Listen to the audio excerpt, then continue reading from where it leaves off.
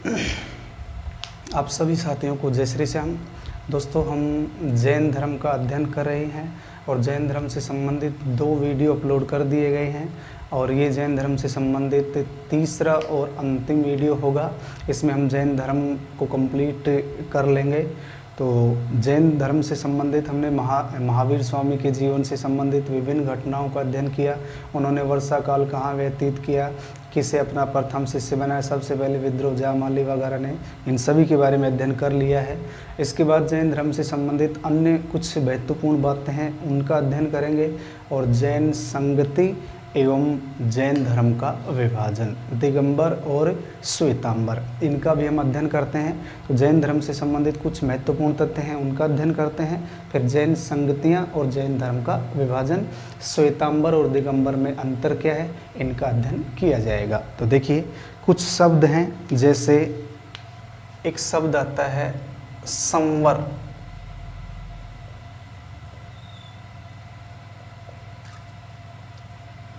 एक शब्द है जिसका नाम क्या है, संवर। देखिए इसका अर्थ क्या होता है,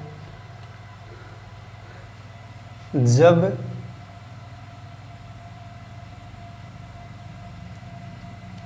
जीव की ओर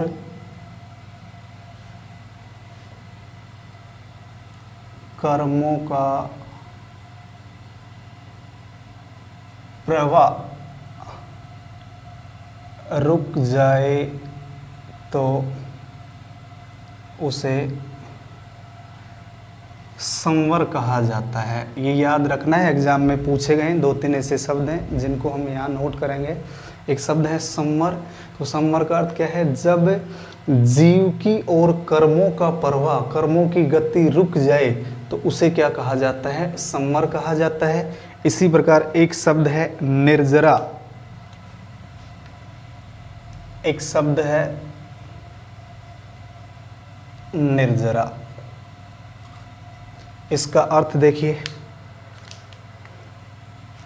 संचित कर्मों का नष्ट होना। संचित, जो कर्म संचित कर रखे हैं उनका नष्ट होना।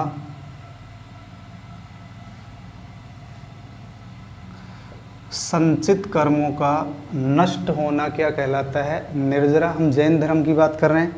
इसके पश्चात एक है आसर्व।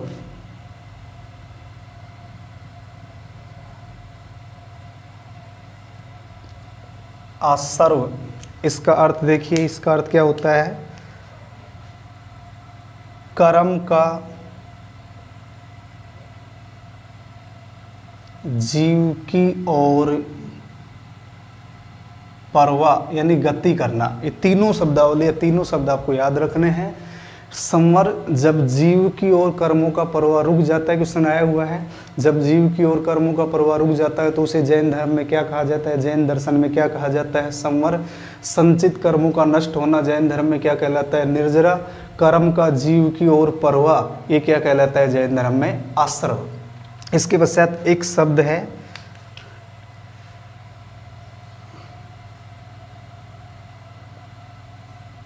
थेरा। दोस्तों, एक शब्द है, शब्द का नाम क्या है, थेरा। देखिए, थेरा का अर्थ क्या होता है, जैन धर्म के मुख्य उपदेशक थेरा कहलाते हैं।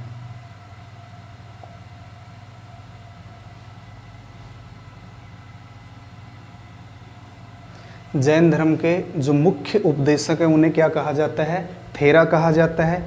इसी प्रकार एक शब्द आता है सलाका पुरुष।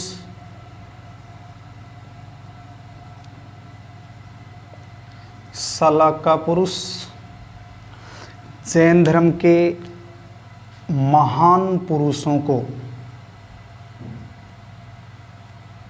जैन धर्म के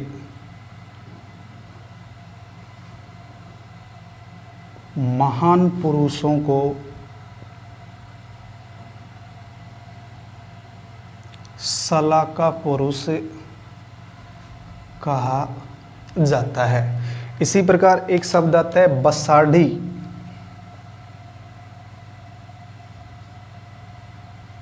बसाढ़ी, कर्नाटक में जो जैन मठ हैं उनको बसाढ़ी कहा जाता है। कर्नाटक में जैन मठों को क्या कहा जाता है? बसाडी कहा जाता है। तो ये कुछ शब्दावलियाँ हैं, ये भी आपको याद रखनी है। इसी प्रकार आपने नाम सुना होगा सल्लेखना अथवा संतारा। सल्लेखना अथवा संतारा। देखिए, उपवास के द्वारा शरीर का त्याग करना सल्लेखना अथवा संतारा कहलाता है। उपवास के द्वारा शरीर का त्याग करना, उपवास के द्वारा शरीर का त्याग करना क्या कहलाता है? सल्लेखना अथवा संतारा। और इसका उदाहरण है चंद्रगुप्त मौर्य और इंद्र चतुर्थ। यानी इस विधि के तहत प्राण त्यागने वाले कौन कौन हैं? नंबर 1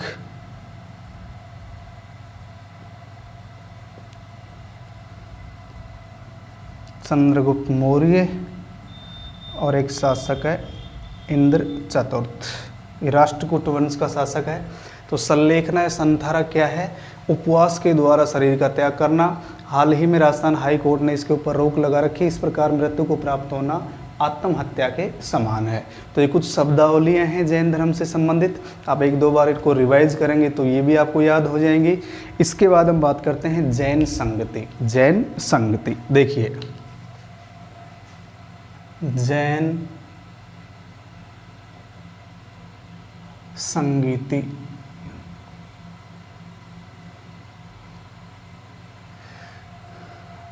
प्रथम जैन संगीति।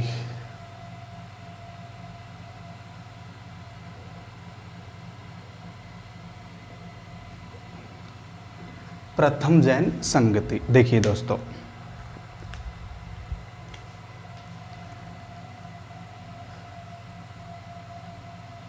दो 298 ईसा पूर्व में हुई। और प्रथम जैन संगति के समय शासक कौन है? चंद्रगुप्त मौर्य। तो कौन से वंश का शासक है ये? मौर्य वंश का शासक है। प्रथम जैन संगति 298 ईसा पूर्व में। शासक का नाम क्या है? चंद्रगुप्त मौर्य। और ये कहाँ हुई? स्थान है आपका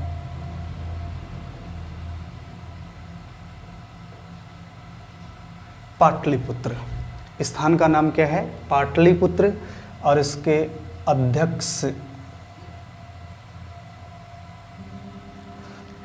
अध्यक्ष कौन थे? स्थूलभद्र। अध्यक्ष कौन थे?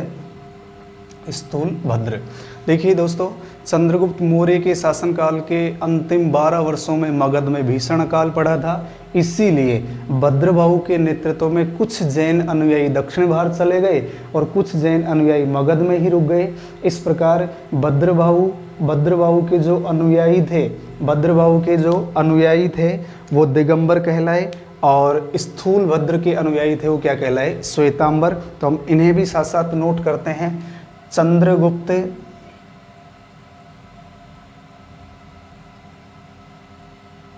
मौर्य के समय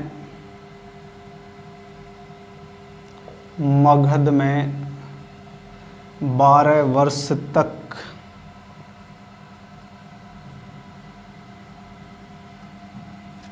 भीषण अकाल पड़ा।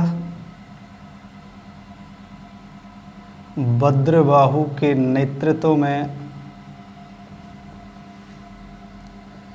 कुछ जैन अनुयायी दक्षिण भारत चले गए। दक्षिण भारत चले गए और कुछ अनुयायी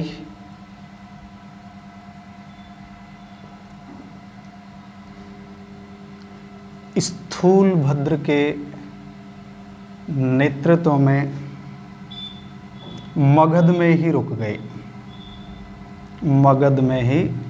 गए। अब ये जो भद्रबाहु था इसके नेतृत्व में चले गए। पीछे से स्थूलभद्र ने अपने अनुयायियों को वस्त्र पहनने की इजाजत दे दी। स्थूलभद्र ने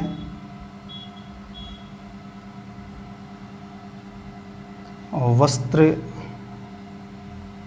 पहनने की इजाजत दे दी। इसलिए भद्रबाहु स्थूलभद्र से नाराज हो गए कि आपने नियमों का उल्लंघन किया है, और इसी जैन संगति में जैन धर्म का 2 भागों में विभाजन हो गया। जैन धर्म का हो गया विभाजन, और एक है आपका दिगंबर, और इसके समर्थक कौन थे? भद्रबाहु, यानी भद्रबाहु के जो अनुयायी थे वो दिगंबर कहलाए। और एक है आपका श्वेतांबर। स्थूलभद्र के अनुयायी क्या कहलाए? श्वेतांबर। तो यहाँ अंतर भी हमें देखने को मिलेगा। ये वस्त्र पहनना मोक्ष प्राप्ति में बाधक मानेंगे, और वस्त्र पहनना मोक्ष प्राप्ति में बाधक मानते हैं। इनके अनुसार चारों दिशाएं ही वस्त्र हैं, लेकिन इस श्वेतांबर मत के अनुयायी सफ़ेद वस्त्र धारण करते हैं। तो एक तो आपको ये शब्दावली याद रखनी है, और एक प्रथम जैन संगति। इसके बाद हम बात करते हैं द्वितीय जैन संगति। इसका स्क्रीनशॉट ले लीजिए।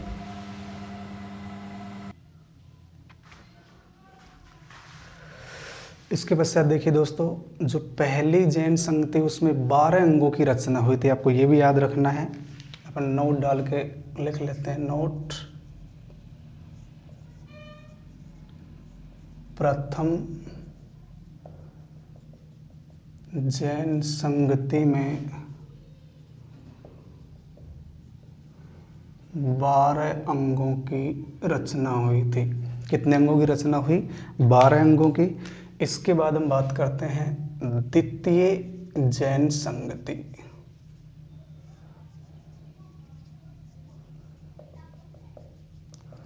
द्वितीय जैन संगति देखिए, ये 512 AD में वल्लभी गुजरात में हुई, और इसके अध्यक्ष थे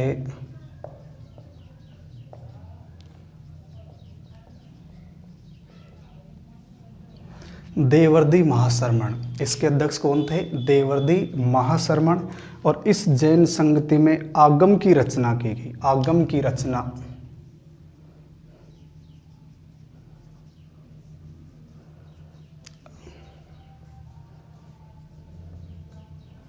आगम की रचना की गई। आगम ग्रंथों का एक समूह है। तो प्राकृत भाषा में ग्रंथों का समूह आगम क्या है? प्राकृत भाषा में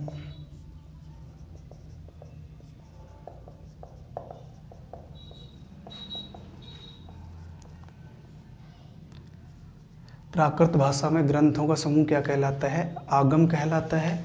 और देखिए, एक आगम में किस किस को शामिल किया जाता है? एक आगम में किस किस को शामिल, क्या क्या शामिल है? देखिए, 12 अंग, 12 अंग, 12 उपांग,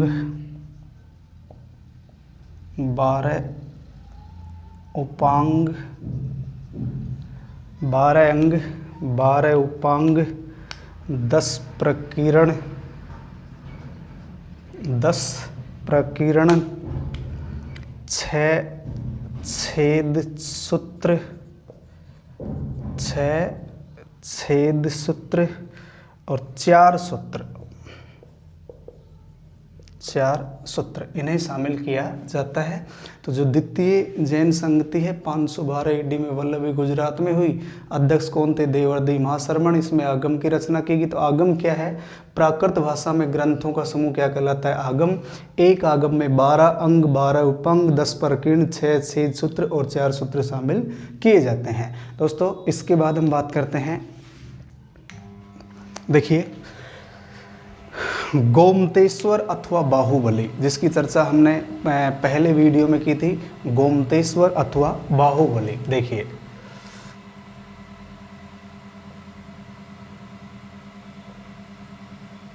गोमतेश्वर अथवा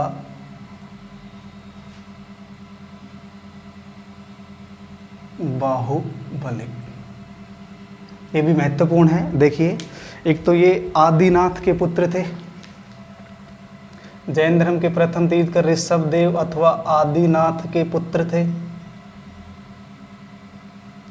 आदिनाथ के पुत्र थे। इनकी मूर्ति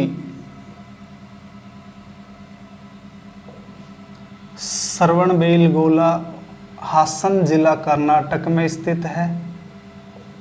हासन जिला कर्नाटक में स्थित है। इनकी मूर्ति श्रवणबेलगोला, हासन जिला कर्नाटक में स्थित है। इसके पश्चात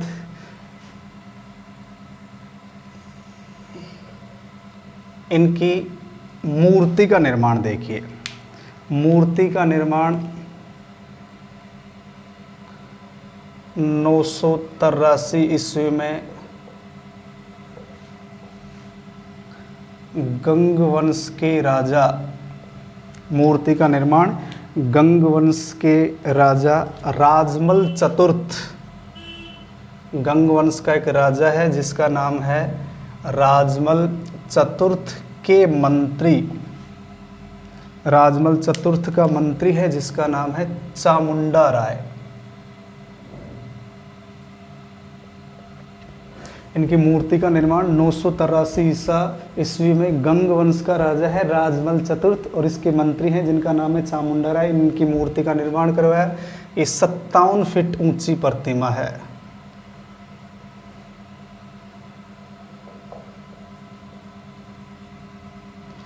ये जो प्रतिमा है कितने फीट ऊंची है? 57 फीट ऊंची है। इसके पश्चात यहाँ प्रति 12वें वर्ष में महामस्ताभिषेक उत्सव का आयोजन किया जाता है।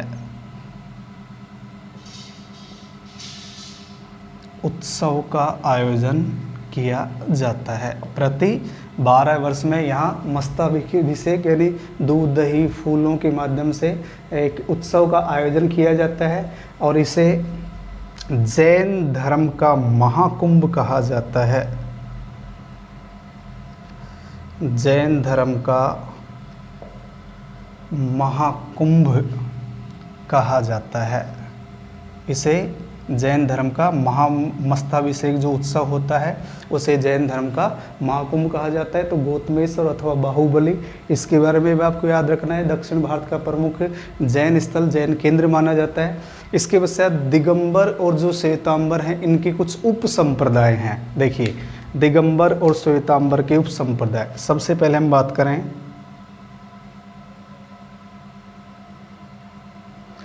श्वेतांबर के उप संप्रदाय। श्वेतांबर के उप संप्रदाय कौन कौन से हैं इनको देखिए। नंबर 1 पुजेरा अथवा डेरापंथी। श्वेतांबर के उप संप्रदाय कौन कौन से हैं? पुजेरा अथवा डेरापंथी। और एक है स्थानकवासी अथवा ढूंढिया।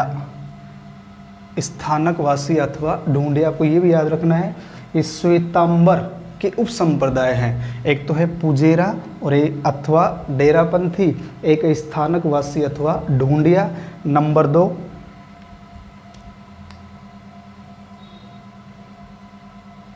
दिगंबर। देखिए दिगंबर के उपसंप्रदाय कौन कौन से हैं। नंबर 1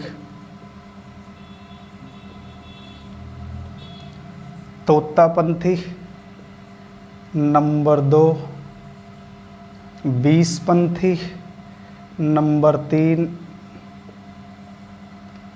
थेरापंथी और नंबर 4 तारणपंथी। नंबर 4 कौन सा है? तारणपंथी।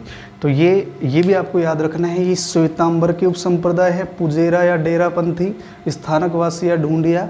और ये दिगंबर के उपसंप्रदाय हैं, तोतापंथी, बीसपंथी, थेरापंथी और तारणपंथी।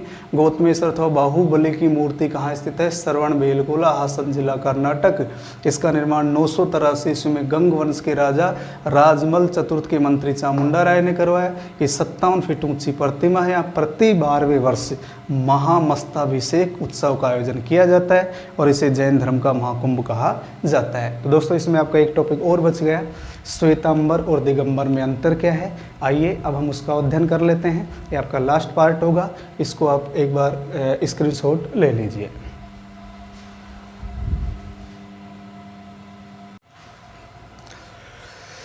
इसके बाद देखिए दोस्तों, श्वेतांबर और दिगंबर में अंतर क्या है। देखिए अभी हमने अध्ययन किया था जो प्रथम जैन संगति है उसमें जैन धर्म का 2 भागों में स्पष्ट रूप से विभाजन हो गया था, दिगंबर और श्वेतांबर। तो श्वेतांबर के इसके प्रवर्तक कौन हो गए? स्थूलभद्र। और दिगंबर के जो अनुयायी हैं वो क्या कहलाए? भद्रभाव के जो अनुयायी है वो क्या कहलाए? दिगंबर कहलाए। श्वेतांबर परंपरा के अनुसार महात्मा बुद्ध महावीर स्वामी सर्वप्रथम देवनंदा नामक ब्राह्मणी के गर्भ में आए थे। ये याद रखना है आपको। श्वेतांबर जो परंपरा है, श्वेतांबर मत के अनुसार महावीर स्वामी सर्वप्रथम देवनंदा नामक ब्राह्मणी के गर्भ में आए, उसके बाद त्रिशला। जबकि ये सामान्य रूप से कहते हैं कि इनकी माता का नाम क्या था? त्रिशला। जबकि श्वेतांबर मत के अनुसार प्रारंभ में ये किसके गर्भ में आए थे? देवनंदा ब्राह्मणी के गर्भ में। इसके पश्चात श्वेतांबर वालों का मानना है कि महावीर स्वामी का विवाह हुआ था और इनकी एक पुत्री भी थी जिसका नाम था अनुजा। इसका हमने अध्ययन कर लिया है। जबकि दिगंबर वालों के अनुसार इन्होंने कभी भी वैवाहिक जीवन व्यतीत नहीं किया। तो श्वेतांबर के अनुसार इनका विवाह हुआ, पुत्री का नाम बताते हैं अनुजा, जबकि इनके अनुसार विवाह नहीं हुआ। श्वेतांबर के जो साधु हैं उन्हें आचार्य कहा जाता है और दिगंबर के जो साधु हैं उन्हें निर्ग्रंथ कहा जाता है। श्वेतांबर के साधु आचार्य कहलाते हैं, दिगंबर के साधु निर्ग्रंथ कहलाते हैं। 19वें जो तीर्थकर हैं मल्लिनाथ, 19वें तीर्थकर मल्लिनाथ को ये स्त्री मानते हैं और ये पुरुष मानते हैं। दिगंबर वाले मल्लिनाथ को पुरुष मानते हैं और श्वेतांबर वाले स्त्री मानते हैं। इन्होंने महावीर स्वामी को भगवान का दर्जा दिया और इन्होंने असाधारण पुरुष का दर्जा दिया। श्वेतांबर वाले महावीर स्वामी को भगवान का दर्जा देते हैं, ये असाधारण पुरुष मानते हैं। इनके अनुसार स्त्रियों को भी मोक्ष प्राप्ति का अधिकार होता है। श्वेतांबर वाले स्त्रियों को भी मोक्ष प्राप्ति का अधिकारी मानते हैं, जबकि ऐसा नहीं मानते हैं। ये सफ़ेद वस्त्र धारण करते हैं, ये दिशाओं को ही वस्त्र मानते हैं, अर्थात वस्त्र धारण नहीं करते, नग्न रहते हैं। केवल प्राप्ति के बाद भोजन की आवश्यकता होती है। श्वेतांबर मत के अनुसार केवल ज्ञान प्राप्ति के पश्चात भोजन की आवश्यकता होती है, जबकि ऐसा नहीं मानते। और प्रारंभ में श्वेतांबर का प्रमुख केंद्र क्या था? मगध, और इनका प्रमुख केंद्र क्या था? कर्नाटक। दोबारा देख लीजिए, श्वेतांबर स्थूलभद्र और इसके भद्रबाहु, इनके अनुसार महावीर स्वामी प्रारंभ में देवनंदा ब्राह्मणी के गर्भ में आए थे और इन्होंने माता का नाम सीधा क्या बताया है? त्रिशला। श्वेतांबर मत के अनुसार इनका विवाह हुआ, पुत्री का नाम बताया गया अनुजा, इनके अनुसार विवाह नहीं हुआ। इस मत के साधु आचार्य कहलाते हैं, इसके निर्ग्रंथ कहलाते हैं। ये मल्लिनाथ को स्त्री मानते हैं, ये पुरुष मानते हैं। ये महावीर को भगवान के रूप में देखते हैं, ये असाधारण पुरुष के रूप में देखते हैं। इनके अनुसार स्त्रियों को भी मोक्ष का अधिकार है, लेकिन इन्होंने स्त्रियों को मोक्ष का अधिकार नहीं दिया। ये श्वेत वस्त्र, सफ़ेद वस्त्र धारण करते हैं, ये दिशाओं को ही वस्त्र मानते हैं। केवल प्राप्ति के बाद भोजन की आवश्यकता होती है, लेकिन इनके अनुसार ऐसा नहीं है, भोजन की आवश्यकता नहीं होती। और इनका प्रमुख केंद्र मगध था, तो इनका प्रमुख केंद्र क्या था? कर्नाटक। तो दोस्तों महावीर स्वामी के जीवन से संबंधित घटनाओं की जानकारी हमें भगवती सूत्र में मिलती है। 2-3 लाइनें और नोट कर लीजिए।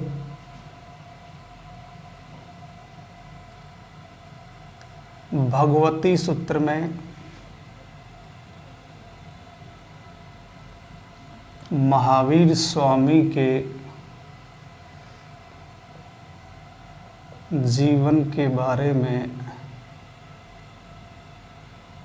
जानकारी मिलती है। नंबर 2,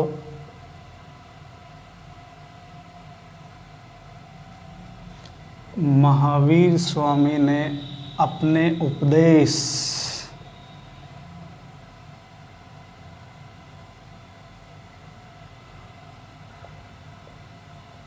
प्राकृत भाषा में दिए थे। महात्मा बुद्ध ने पाली भाषा में, इन्होंने प्राकृत भाषा में, जिसे अर्ध मगधी भी कहा जाता है।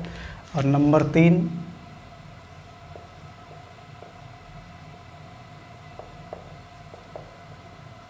बौद्ध ग्रंथों में महावीर स्वामी को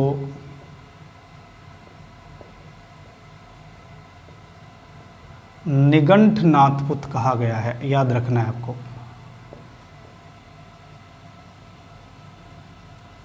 बौद्ध ग्रंथों में महावीर स्वामी को निगंठनाथपुत कहा गया है। दक्षिण भारत में कांची भी जैन धर्म का एक प्रमुख केंद्र था।